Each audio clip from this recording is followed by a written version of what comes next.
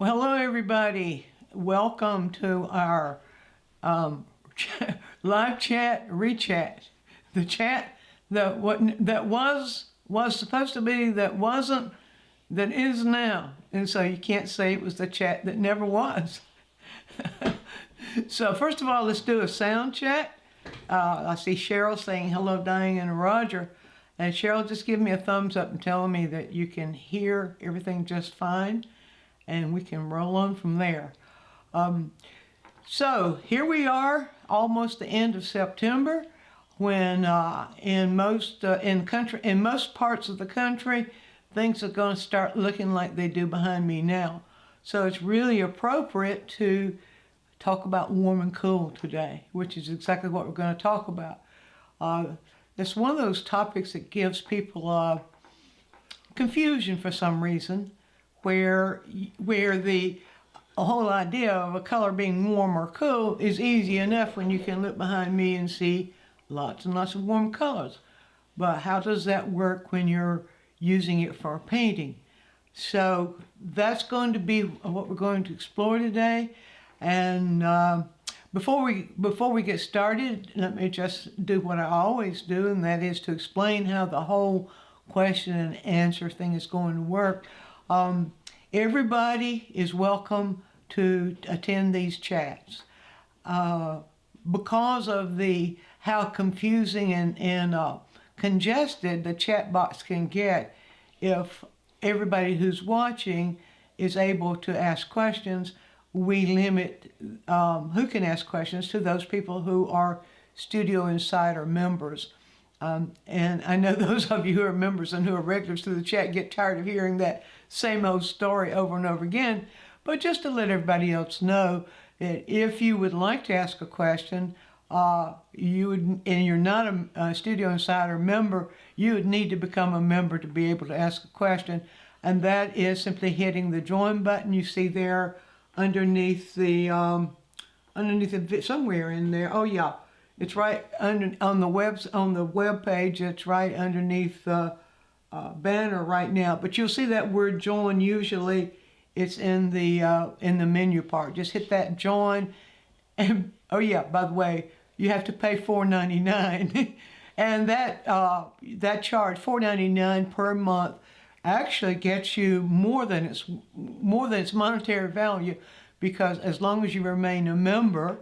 Every month, every first Sunday of every month, you get a free video lesson. And then every second Sunday of every month, you get a free little video tip that comes from one of the lessons. And then every third Sunday, even though this is fourth Sunday, and sometimes on fourth Sunday, we should say it that way. Every third Sunday, sometimes on fourth Sunday, we have the chat, the live chat. And Studio Insider members are privileged to ask the questions on the live chat. So if that sounds a little snooty to those of you who are not members, we do apologize, but it's our way of controlling traffic. So folks are coming in, and members are beginning to say hello. So we've got reporting in Cheryl and Greg and Maurice and Mary Ellen and Jenny and Rich, and that doesn't mean that that's not all the members who are there. Those are just the ones who've said hello so far. So hello to all of you, and now I'm going to shut my trap and we're going to get started. So we always begin with a short little video that I've made for you explaining what the concept is about, how it works. And so we'll begin with the video, and you know the routine. Wait until after the video to ask your questions, but jot them down so you don't forget them, because it could be that you will have questions during the video itself. And just jot those down, and then after the video quits playing, we'll rev this thing up with questions and answers. All right, time to zip it, Diane. Roger, are you ready? Ready. All right, let's roll that video.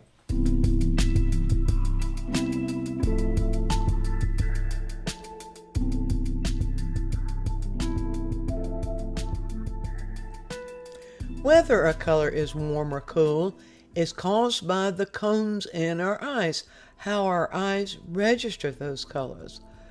The color by itself can't do anything. It's our eyes that make it work the way it does. We can begin to understand what our eyes are responding to by learning how color works. And the best place to get that information is from our color wheel. The range of hues on our wheel do fall into those that feel warm to us and those that feel cooler to us. And if you notice, the more blue a color has in it, the cooler it feels, and the more red or orange or yellow it has in it, the warmer it feels. Let's break that down. Start with yellow. Now let's go this direction and see what happens. When yellow gets a little bit of blue added to it, it changes to yellow-green, becomes a little cooler. A little more blue into it, changes to green, even cooler. Then to blue-green, even cooler. And then blue. Blue is as cool as we can go. Now watch what happens. When blue begins to get a little red added to it, it gets a little warmer. We could say that in reverse and say, when red begins to have blue added into it, it gets a bit cooler. A little more blue, cooler. Little more blue, cooler, and then blue, as cool as we can go. Now what happens between red and yellow? Well, that's an argument. I have my opinion. I think that yellow is actually warmer than red, but there are some people who think that red is warmer than yellow.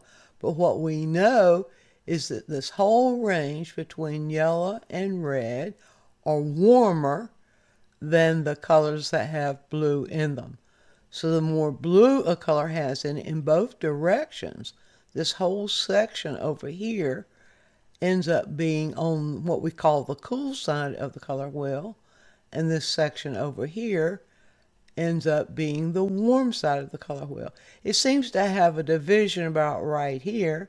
A lot of people argue about which is warmer, yellow-green or red-violet. They both have an equal amount of blue in them, but to my perception, red-violet is a little bit cooler than yellow-green. That's when they're at their highest saturation. Now, when we're working with the color wheel, we work in two directions to get its full potential. Of course, we work in the hue direction, how hue changes hue, but we also work in the saturation direction, what happens to hues when we add to them their complement. And the temperature of a color will change as you desaturate it. Now we can see this with this background I've set up for you here of blue and orange. Do you notice how this side feels warmer than this side? Just let your eyes kind of roam over there and you'll see what I mean. We take the color wheel away, lose its influence, and now in a gray environment, a totally neutral environment, you can see that this side feels warmer than this side. And you can see how it feels cooler right over here where it's in the bluest range, but then you can see that it gradually begins to get a little bit warmer in this direction. It's easy to perceive when they are in the same value range as these are. Artist awareness of warm and cool became acute during the Impressionist era. That was when artists became fascinated with how our eyes blend color and how light affects color according to how warm or how cool the light is. Claude Monet did extensive studies on that concept with his multiple interpretations of a single subject. We know he did well over 100 paintings of just the water lilies, and we know that he did at least 22 series, multiple paintings in each series, each of the same subject, each in a different kind of light or in a different season of the year. But the one thing that stayed constant throughout the hundreds of paintings was his fascination with the warm and cool colors and how placing opposite temperatures side by side caused each to emphasize each other. That's what controlling warm and cool in painting does. It will do that no matter if it's done with a hue next to another hue or with a different saturation of the same hue side by side.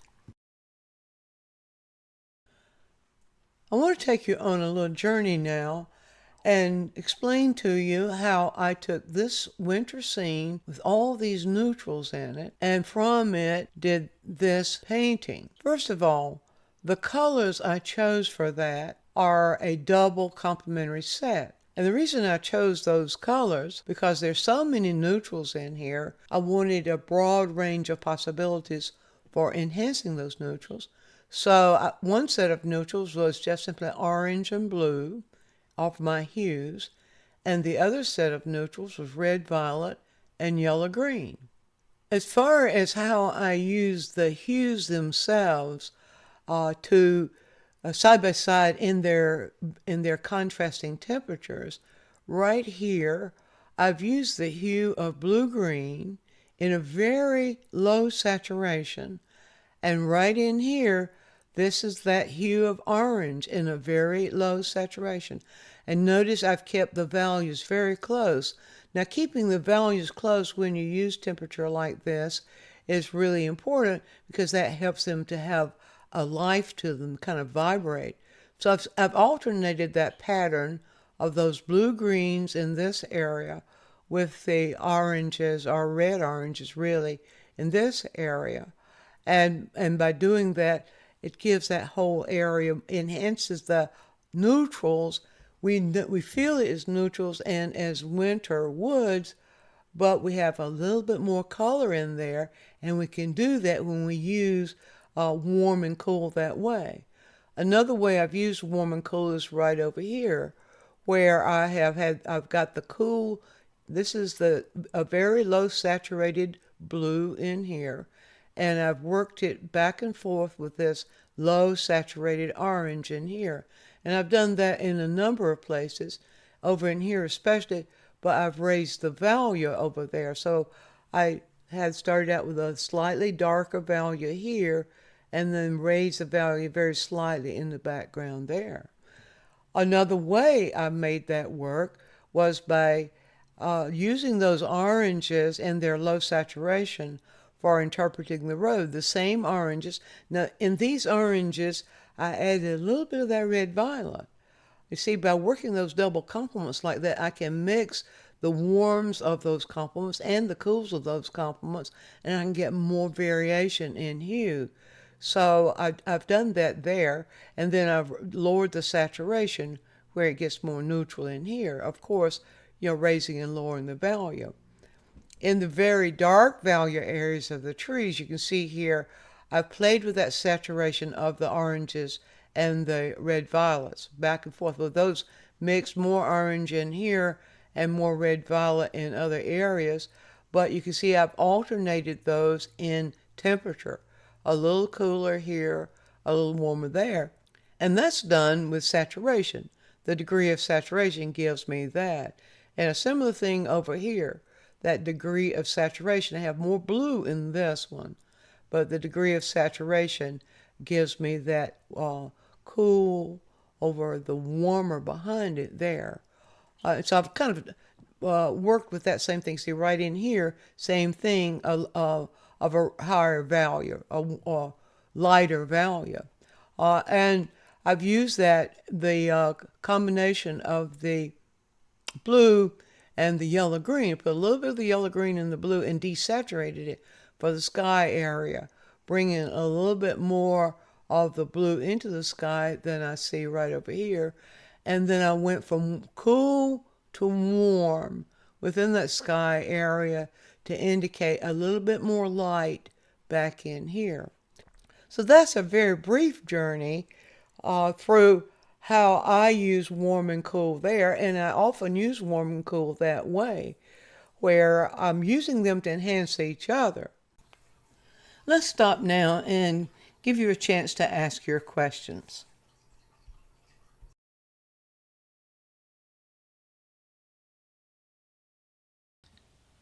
Okay, we're ready for you to start rolling your questions in now. You know, the warm and cool concept is one place where we can really parallel one of the ways that learning a musical instrument and learning to paint are very similar. That when we're learning a musical instrument, we're just learning how to use the instrument and how to read notes sometimes, or sometimes that people are learning how to play those notes by ear, but you're learning just to make the tune and what you do to just make that tune. And when we're first learning to paint, we're learning to mix the colors we see along with the other things too, about how to move the brush and so on.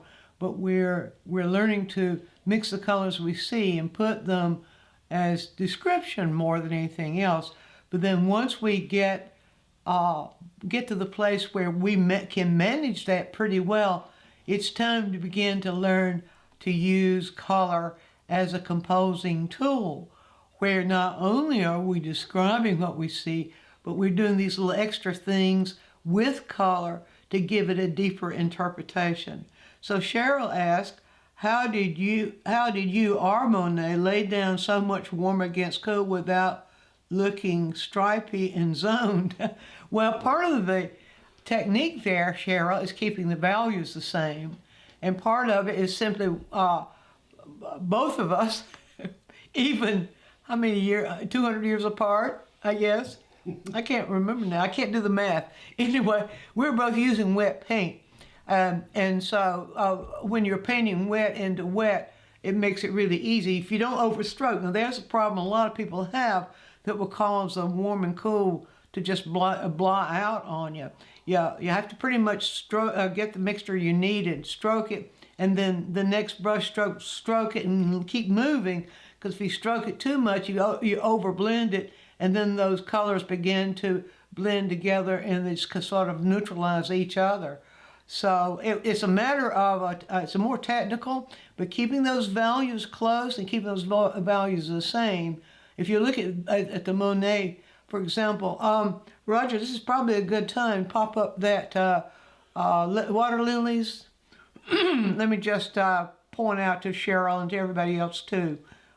There we go. You see the water lilies there, Cheryl? Do you see how he's, like in this area right in here, you see the values stay the same where the warm and cool happen, and then you see, especially right over here in these areas, you see the values stay. See that little shimmer that goes between a cool and warmer, and then cool and warm and so on, but the values of that are the same. And that's how you do it. And you can see where the transition in value happens right here. Instead of making that sharp edge, well, you wouldn't do that for the water anyway, but we feel that kind of shimmer between those two. When you squint, those values are a lot closer than you think they are. You see that squint at that? You see how close those values are? And so it feels like there's more value contrast than there really is, but it's not value contrast, it's temperature contrast. So it's a matter of keeping the values close, watching what the values are doing, and you can do all kinds of little shimmering things with warm and cold. Okay, Roger, I think we can. So I hope I answered that, Cheryl. Rich asked, should warm and cool colors be distributed more or less equally, or should, oh, that dadgum heart's in the way there. Okay, should one or the other always dominate?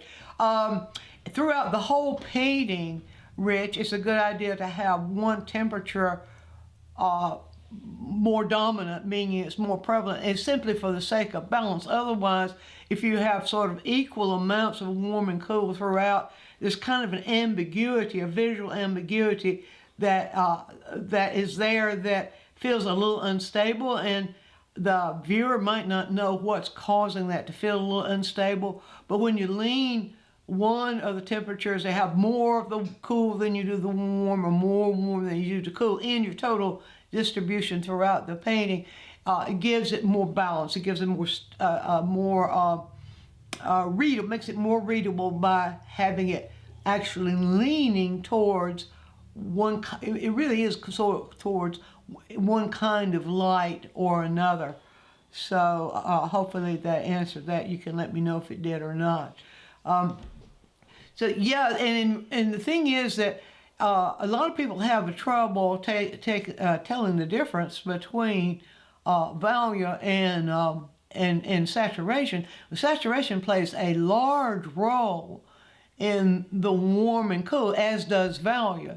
So I want to add that to my explanation to Cheryl, that the more highly saturated colors, actually we say it like this, that we have the entire range of possible saturations of every hue from the most saturated that can go to the most neutral.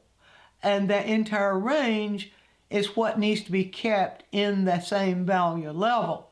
A lot of times when people desaturate, they forget to do the value correction I talk about a lot, where the darkest color needs to be adjusted to be the same value or in the same value range as the lighter color before they are mixed, or even before they're applied to the painting, if you're doing that sort of warm cool thing.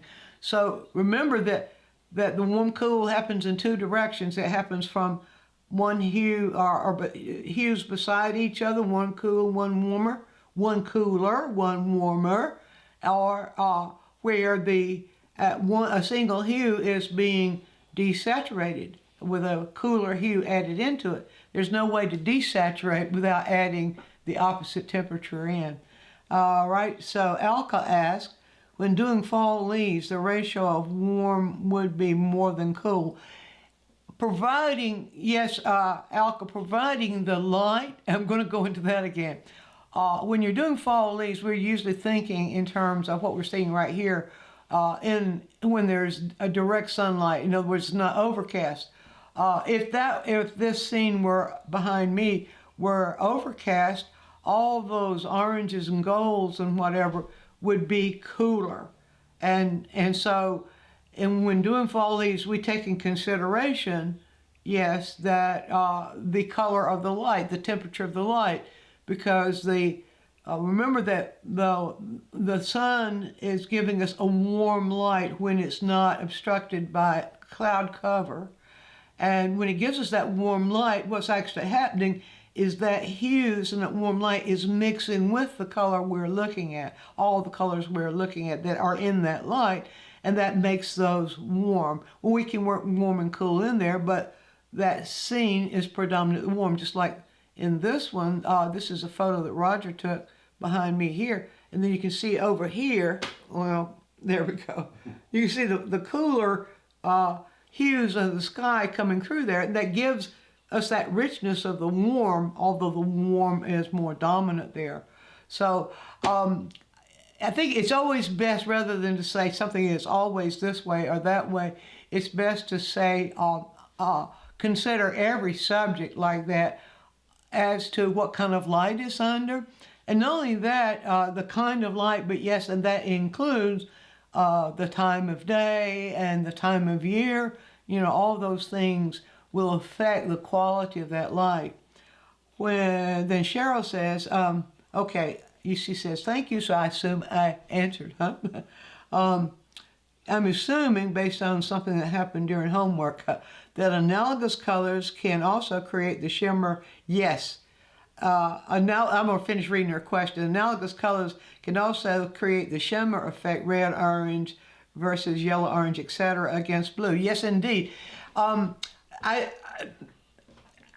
wish I had kind of gone into that a little bit more in that video, the fact that any cool and any warmer, any two hues, no matter whether they're analogous, it can even be the same hue, or they can be further from one another on the color wheel than that. But if one is cooler than another, they are going to call each other to shimmer, especially at that same value level when they're side by side. It's just that something our eyes do, something the cones in our eyes, this way the cones in our eyes are responding to the colors we're looking at, causes that little, any kind of a difference causes a little bit of a contrast, and that color will cause that shimmer. So that's one reason why the Impressionists discovered. That's one. Yeah, I guess it is one reason why the Impressionists saw it to begin with. What their first excitement as a discovery, and I think they're giving credit the Impressionist the painters of that initial Impressionist era are given the credit for discovering through painting that when two colors are side by side, the eye will mix them and cause the third color. And so if you've ever seen Monet's water lilies up close it's just like a bunch of brush strokes, a bunch of color. And you stand back, the further you stand back, the more the cones in your eyes mix those colors and cause that shimmer regardless of what the relationship of the colors are. You get just sort of a different quality if it's like two analogous colors, one's a little warmer than the other. They have to be, because that's how they're arranged on the wheel. Or if it's two colors, the same color that is one's a little more desaturated than another, and they're just, each color is separate and it's not really blended in those paintings. Well, they're sort of they're joined and they're not visually mixed. They're not mixed. They're not physically mixed. They're visually mixed. So it's an exciting thing. So if you get an opportunity to see any of the Impressionist work, do that thing where you walk up close to it and you see it was one reason why they got so slammed and blasted was because it was just it looked like just brushstrokes to some of those people who were trained in the academy where they're taught to blend everything. But then you step back from it and the whole thing just shimmers, especially when it's done well. And I think Monet, in my opinion, I think in other professional opinions too, Monet was the master of managing the shimmer of the effect of the juxtaposition of color, warm, especially warm and cool, but other colors too, of hues too. Let's see now, did I answer your question or did I go off on a rabbit, what do you call it, down a rabbit hole? No, I didn't go quite down a rabbit hole, but anyway, I do trail off, but y'all put up with that, don't you? Anyway, Mary Ellen asked, technical question. I'm assuming if I'm using acrylics, I should dadgum that hard. I can't see her word. What is that? Oh, thank you. Technical question. I'm assuming that if I'm using acrylics, I should use a retarder or an open acrylic paint in order to have the ability to blend. Yes, Marilyn, and that is one of those technical things we have to master in acrylics. Especially when the acrylic paint is drying very fast, you've got to work fast or use a retardant. The open acrylics, I think, are when you want to have more control over, especially over the working with the warms and cools and that sort of thing. I think the open acrylics give you a better chance to be able to work with those and have them to blend in the way I was describing before they dry. Because once it's dry, then you've got some technical stuff. It really takes technical maneuvering to make it look blended. Because that means if it dries, that means you've got to add on top of the colors already dry. You're going to have to add a fresh portion of that in order to show a blend between that color and the new one you're putting down, which is possible. It was one of the things that when I was in art school back in the 60s, we were so frustrated by. So anyway, I won't go there. I could go there, but I won't go there.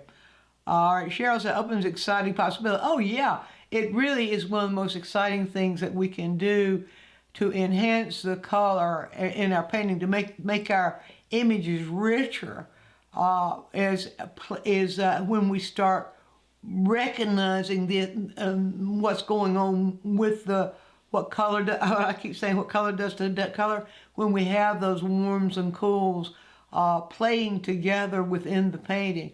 It really is exciting, and it keeps you going for a long time. Still keeping me going. So there we go. Patricia says, I use Liquidex. I guess that's supposed to be Liquitex. Is that Liquitex? Is that what you mean, Patricia?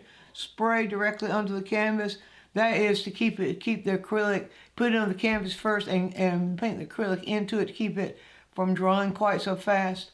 Tell me if I'm right about that, because remember that I'm not an acrylic painter, and I could don't mean to mislead anything. My experience with acrylics was back when I was in school, and I just told you when that was. So Patricia, tell me if I'm right about that. You spray. It's Liquitex, Liquitex or something like that. The brand spray, is that what you're talking about? Just so yeah, maybe you could do a little follow up for me on that one. Okay, so the other thing I wanted to point out to you that is so much fun about working with a warm and cool concept, but also other aspects of color too, was how you can explore one subject like Monet did.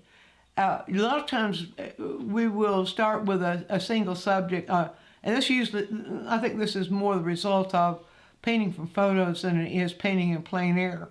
But if you choose a subject, a location, for example, and it works best mostly if you're doing landscape type stuff, because what I'm going to be addressing here are the weather and atmosphere and times of day and times of year, where you have a single subject and you study what the light is doing to that subject, or how you can manipulate light or manipulate the colors in that subject from over several sessions, where you would maybe do a series of studies of just a single subject and responding to what you see happening.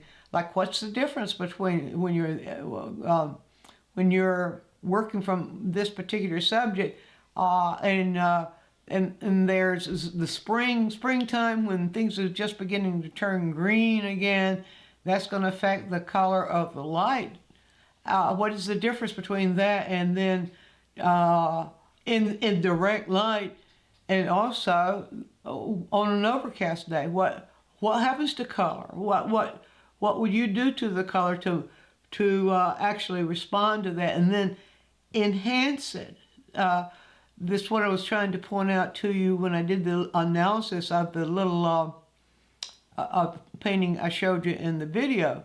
That what really was exciting me about that was how I could use the warm and cool concept to enhance that dull gray winter scene, and it made for me winter scenes in our area. It's very gray once all the leaves fall, and we have about 3-4 months there where it's just gray everywhere and neutral everywhere. But there I am, Roger put it up, where what I was excited about doing was there was enough green there from the evergreens, but the rest of it was drab and gray. And what I was trying to do was to use this concept of warm and cool to give it life, to keep that quality of winter, but yet give it life, make it vibrant. And by doing that, my goodness, you don't run out of subjects in the wintertime any more than you do in the summertime. So it makes it really exciting to look at the subjects that you have, look at the color, look at what you have there, and say, what can I do? What do I know about what color will do that I can actually enhance that and make it more exciting? And we can do the same kind of thing when we're working with colors that are so much the same, like greens, for example. I don't know, there was a period of time, I don't know what's going on out there now in this one, but there was a period of time where green was the theme. It's something too green. It's just too green. You got too much green in there. It's just too green. That doesn't mean anything if you don't know what you're, if you don't get more specific than that. What does it mean? Somebody says something's too green. Well, look at all the variations, first of all, that the hue of green has. The hue of green varies all the way over from that warm yellow green all the way down through green, through the blue-green, that cool blue-green. That's temperature. That's temperature differences right there. And then add to that that we can, when we're painting greens, we can look for opportunities to sort of punch in warmer, really colors that are on the other side of the color wheel, warmer colors. Like we can punch in reds and oranges. So Roger put up the color wheel, so you've got that full range of green, the greens. Let's go this way. Full range of greens, the blue greens over to the yellow greens. Now this is just segmenting out into 3 different categories, but every one of the in the tertiaries we have that full range that goes from blue-green that's really barely blue-green that then moves on up to get a little bit less blue-green and more green-blue, you might say, and then when you get over to the yellow-green, you've got the same sort of thing where the yellow-green can get more green, that gets cooler, and then it can get more yellow into it, still be yellow-green where it gets warmer.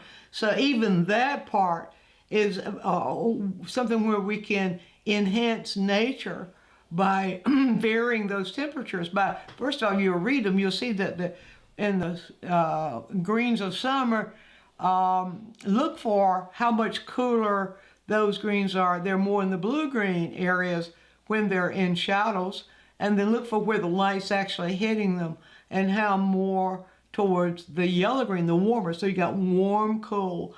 Then look for the variations in saturation and then find ways maybe to enhance that. There's so much that you can do when you begin to grasp the potential of working with warms and cools.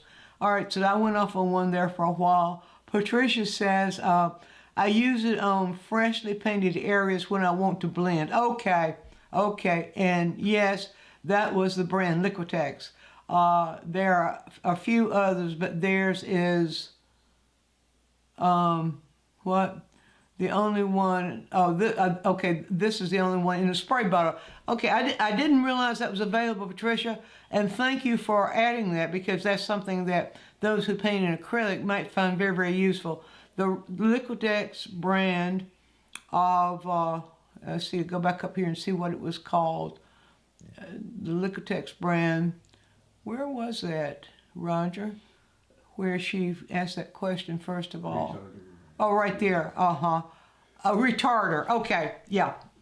The Liquitex brand, yeah, I see, where you can spray it on after color's already dried and then be able to do blending. All right, good, thank you for adding that. Rich says, regarding temperature contrast within a single hue, you can make a cool and, you can make a cool and a warm red or blue, etc. But can you make a cool yellow without turning green? Yeah. Well, Rich, yeah, you got a problem there.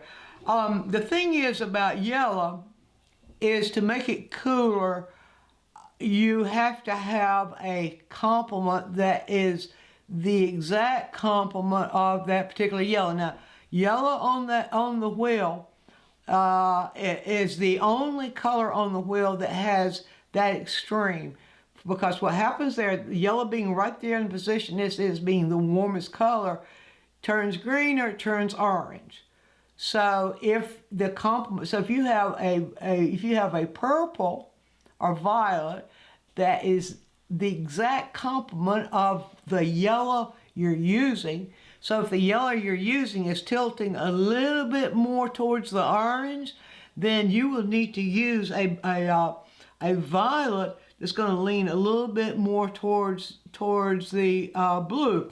But on the other hand, if the yellow is leaning a little bit more towards green, you're going to have to use the complement, the violet that leans a little bit more towards red. Thank you, Roger. So, so you see what I'm talking about here? So what happens there, first of all, see if you can gauge if that yellow you're using is leaning towards the yellow-orange a little bit or leaning towards the yellow-green a little bit. Now, and for example, the lemon yellows, for the most part, seem to be, they say cooler, therefore they're leaning a little bit more towards green. But the cadmium yellow light, for example, leaning slightly in the other direction. So you'll need a complement. Now remember, the complement is cooler, and you're talking about making the color cooler. The complement is cooler. So it's a matter of finding the complement that is the exact complement, so that if your yellow is leaning a little bit more towards green, and your violet is just sitting on violet, it's going to turn, the yellow's going to turn green. So you need just to add a little bit more red back into it, and when you're dealing in that value level, play with that. Just play with alternating, though. Moving back and forth between in the purples and the violets, moving back and forth between the red violet and the more blue violet within a single yellow, and you'll see what I'm talking about. That you'll find a place. It's a very narrow point on the yellow, but you'll find a place where there will be an exact complement, and will actually get it actually gets light, darker, and doesn't lean toward green. Now here's the other thing. When you take something like a lemon and you put it under a direct light and then look at the color of the shadow, the lemon will do that thing. If the lemon is not quite ripe, if it's the lemon itself, the color of the lemon itself is leaning a little bit more towards green, you're going to see the shadow of that yellow go a little bit more towards green. If the lemon is a little bit more leaning towards orange of yellow, you'll see that shadow getting more orange as you make it darker. So you might try with a lemon under light, observing that, and then trying to reproduce what you see there. So so if you need it exactly neutral, it's a tricky thing, but you can find that little point where you're using exact complement and get it more neutral or cool. And remember, when you get it neutral, you're getting it cooler because you're adding a cooler color to it. So, okay, there's Mary Ellen thanking Patricia.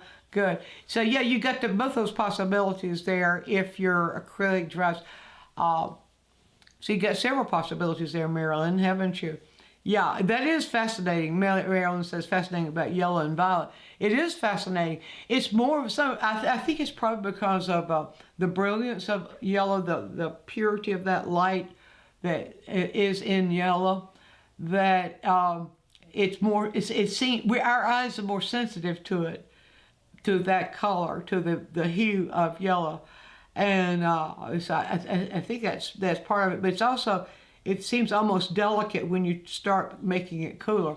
Now, if you notice in my cut, well, I can't really, that's not really a good example. Every monitor that you're looking at, all of you are looking at this on a different monitor, and every single one of you are seeing that color wheel different. I had my laptop on earlier, and I was looking at the color wheel that was on the monitor I'm looking at here, and on my laptop, the blue on that color wheel was actually green or blue, a blue-green. So my monitor on my laptop is keyed a little bit warmer, and than this monitor that's Roger's that I'm working from here is more accurate. And so you take that in consideration. You cannot trust what your monitor shows you. You have to learn to read that stuff. And maybe adjust your monitors. Most of those monitors have the ability to adjust them so that you can see that. I trailed off. Where was I going? Oh, we were talking about the yellow and the violet thing. If your monitor is set on is it called daylight or natural light, or if it's set so that it reads correctly. You'll see on the color wheel that Roger has up here right now, you can see that yellow there is more neutral. And it's getting, but it's also cooler. So it's getting cooler down here. And it really said more, because that's because the computer is able to make an exact complement of the yellow. All right, I probably beat that one to death. Rich. So you create impression of coolness by what you put beside it. Yes, yes, indeed. When you have when you have two colors, a color in the vicinity.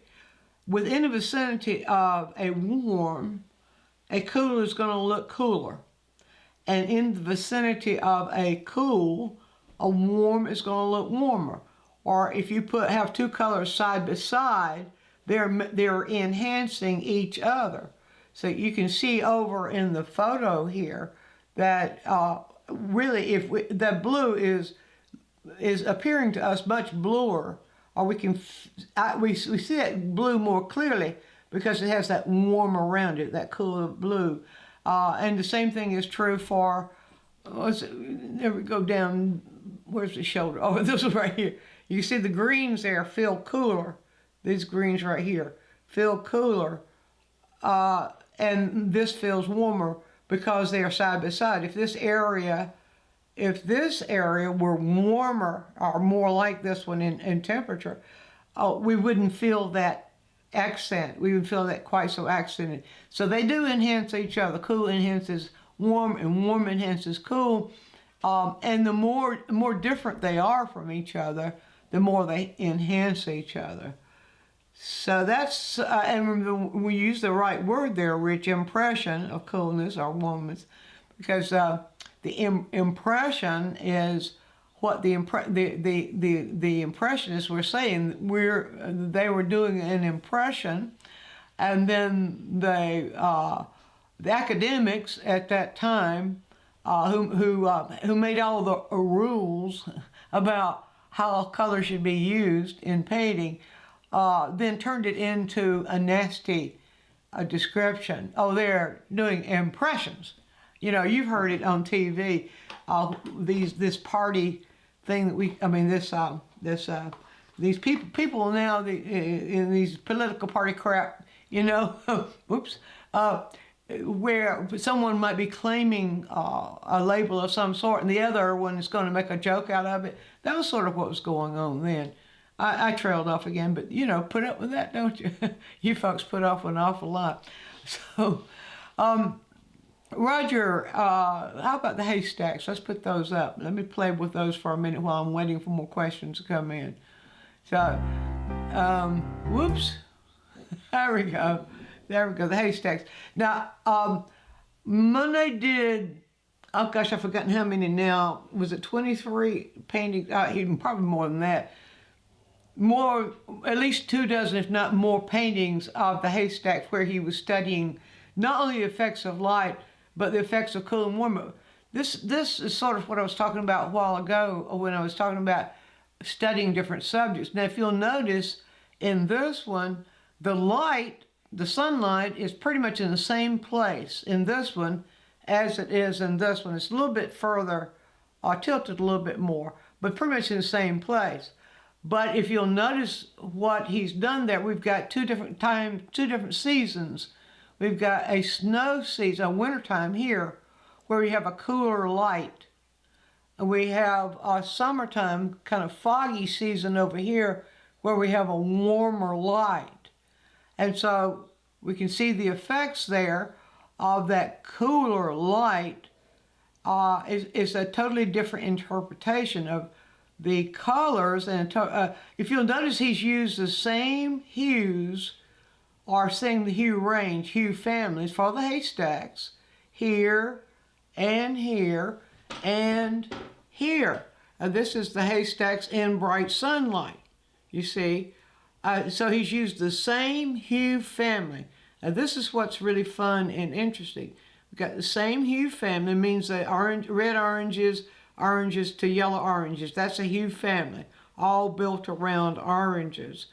Same hue family, but and you can look at the value, you see in the shadow area, see how the value right there in the shadow is the same as that value is in shadow, and is similar but not the same. Let me get over it. Where am I supposed to be? Over here. All right. Yeah. Now notice how the value here is different. You see what he's done there? So this whole thing gets interpreted as in fog. The hues are the same. They're less saturated right here. Same hues, less saturated. Same hues, more saturated. Same hues, darker value. Same hues, lighter value. And then if you look there at the temperature of the shadow, see how the temperature of the shadow against the light here, we've got the cool against the warm. And then if I get over here, what do you have? We have a similar sort of thing. We have the shadow cool against the warm light. But notice that because of the color, because of the time of year, and the color, in fact, there's snow there, the color totally changes. The hue totally changes, but he's still within that. We've got warm, cool, warm, cool, warm, warm, cool. You see that? So that's a good way to play with snow and in your winter scenes too, rather than just use, a lot of people just use black and white, which is just flat. It can be dead and ugly. But to play, use the relationship of warm and cool, where you're changing your values and you're desaturating. By desaturating, you're getting closer to that interpretation. But you can get lively snow by alternating where that warm light is hitting, then using the warmer colors. Where those little lumps in the snow, where little shallow areas are, you get a little cooler, and so on. So let's say, okay, questions dried up. What does that mean, Roger? If the questions dried up, does that mean it's time to call it quits? So, you know, I think I've told you this on previous chats, but let me tell you, a good place to go find painters' work. Of course, you can type in a painter's name and you get those sites that have just, I got to watch my language, those sites that are selling copies of the paintings. You know, they're just, that you may or may not get a true color reading, a color interpretation. They're going to Photoshop, you know, make it what they want it to be. But if you go to wikiart.org, WIKIART, one word, .org, they have a collection, a pretty extensive collection of painters and painters' works from all historical eras and all different kinds of styles and so on. Now, they've had to stick pretty close to those works that are not under copyright still. Now, you know, a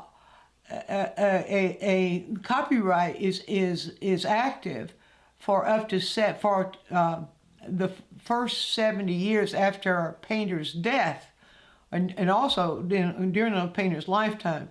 So you really can't use, or you can't, well, we won't go into all that, but anyway, but for studying, it doesn't matter about copyright, for you're just doing a visual study of a work, or even that sort of thing. But anyway, whole thing is, they try to stay away from copyrighted pieces because they'd have to buy the rights to reproduce them there on the site. That's where I was going with that. But if you go, they've got the pretty much all the series that Monet did. So just go into the wikiart.org website and search there for Monet, M-O-N-E-T, and you will see it brings up. You can choose whether you want categories of the different subjects he was painting or whatever. Explore that, and explore not just with awe, but with analysis. I like that. Not just with awe, but with analysis, with objective analysis. Exactly what he's doing with the whole concept of warm and cool, how he's using warm and cool, the warm and cool concepts to interpret, especially where he interprets, where he's using the same topic, same subject, same scene, painting after painting after painting after painting, with each one having a totally different interpretation. And Patricia loves the snow tips. Yeah, it's fun, isn't it? And that's coming soon, when you can just get out there with your palette and freeze your you-know-what off, and your paint's going to freeze too, but I'd rather sit on the inside and look out the window. All right, Cheryl says, if assigning spatial areas of warm or cool, how do you ensure balance, such as Monet's haystacks? And how does... Or does it really matter how much cool or warm you have in that? Yes, it does. What Cheryl's talking about, let's see, I didn't bring example for us to look at there. In the video, I showed, if you remember the pictures of the Rouen Cathedral, I just showed you two examples there from the Rouen Cathedral. And if you'll notice, the background space was in warm colors, and maybe some of the foreground. The building itself was in cool colors, and that's doing spatial assignment. In other words, where a painter will choose certain spatial areas in the painting will be a cool, and then other large spatial areas will be warm. You can see that. You see James Gurney does that a lot in his. You can look in his book, Color and Light. I believe it's called Light and Color, Color and Light. Anyway, you'll see where he's done several examples like that, where an image, where the foreground image will be one temperature and the background image will be another. Now, Cheryl, yes, it is important not to have those the same amount, and there is no percentage, it's just a matter of perception. There should be less of one than the other. One should feel more or less dominant in space. In other words, one is occupying at least a little more space than the other. Otherwise, they'll begin to sort of visually compete with each other. And I think that's what you're really asking there. Does it matter how much warm or how much cool you have in it? Just as long as you have in amounts a little bit more of one than you do the other. That's all you watch for there. So hopefully I asked that. Did I ask it? I don't know if I did or not. Okay, folks, it looks like it's time for us to wind this thing down now. Thank you for joining us. Thank you for all your questions. Thank you for your support, everybody. And we will see you again in October, the third Sunday in October. And keep your fingers crossed that all our equipment now has the blessings from the universe and is going to be working perfectly. So thanks again for joining us, and we'll see you all next time. So bye-bye for now.